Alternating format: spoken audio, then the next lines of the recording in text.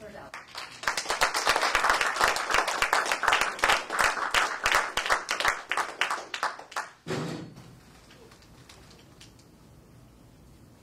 Good evening, everyone.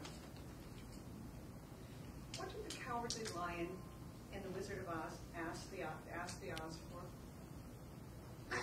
Courage! Yes. Ladies and gentlemen, I needed courage when I was in high school because I was a white student in a mostly all-black high school. Because of white flight and white fright, and because my parents were liberals. They believed in public education, so I got to walk their talk. Thanks, Mom and Dad. Not that they weren't supportive. Mom, I get beat up in the bathrooms. Well, Susan, why don't you go to the nurse's office and use her toilet? Thanks a lot. But I was no coward.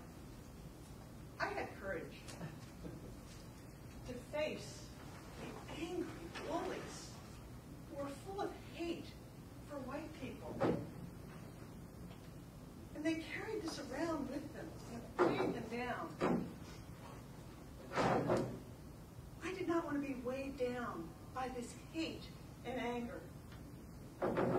So even though they hated me because I was white, I refused to hate them back because they were black. Besides, I was on a mission to prove that not all white people were bad. Exhibit A. It was a lonely mission because I walked to school alone. No one from my neighborhood went there anymore. I ate lunch alone, often in the library staff room, shelving magazines. So I did what every other lonely, awkward kid does who wants to fit in. I joined the marching band. Because every marching band can use another alto saxophone player who can march and play a tune. I can almost do both simultaneously. They gave me uniform anyway.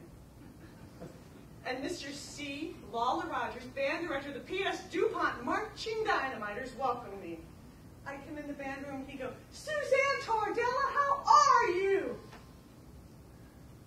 We love Mr. Rogers, because he was one of the few teachers who would teach and reach us.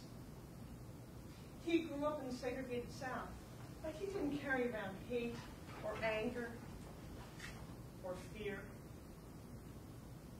No, he had optimism, courage, and determination that we would be the best marching band in the state of Delaware. You will show up for practice on time. But Mr. Rogers, no buts. You will get white shoes. Oh, Mr. Rogers, what am I going to do with white shoes? I ain't got no money for white shoes. You're going to polish them for inspection. You will learn your part. Oh, Mr. Rogers, I will practice because I know you'll play your trombone by my ear if I don't.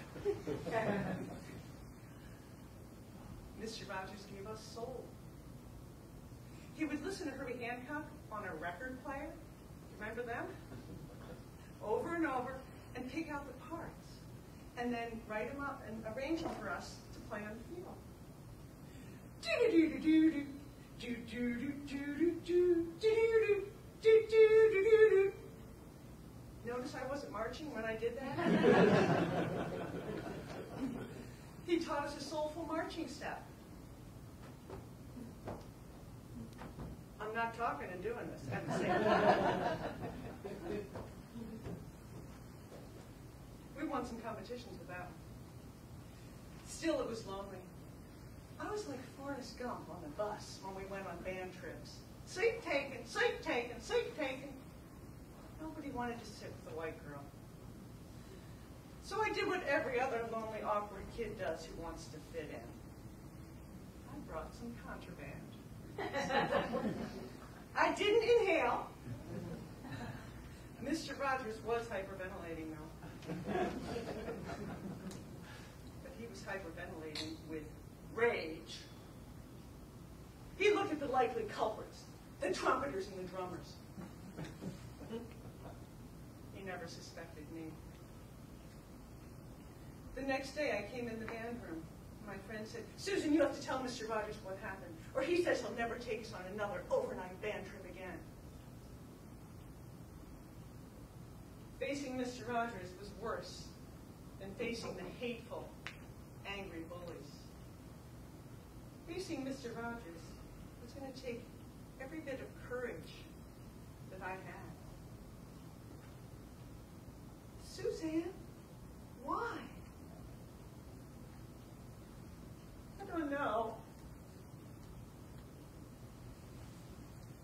And then Mr. Rogers said something to me that has stayed with me since 1975. Suzanne, I will not think less of you as a person because of what you did. And a few weeks later, he gave me the Senior Band Award at graduation.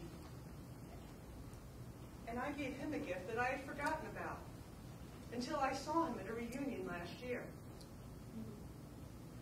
Suzanne, I've kept that in my office since 1975. Well, Mr. Rogers, I kept what you told me in my heart since 1975. You see, a few weeks ago, my daughter called me from the police station. Mom, I'm so sorry. I don't know why I took those T-shirts from JCPenney's. I wanted Kristen to have the courage to try again. I wanted Kristen to have the courage to love herself and to forgive herself. And I said, Kristen, I will not think less of you as a person because of what you did. Where in your life might you be carrying around hate, fear, anger that you could let go of by forgiving yourself or someone else? Who are the bullies in your life that you're afraid of, that are weighing you down? Where can you take your fear and transform it?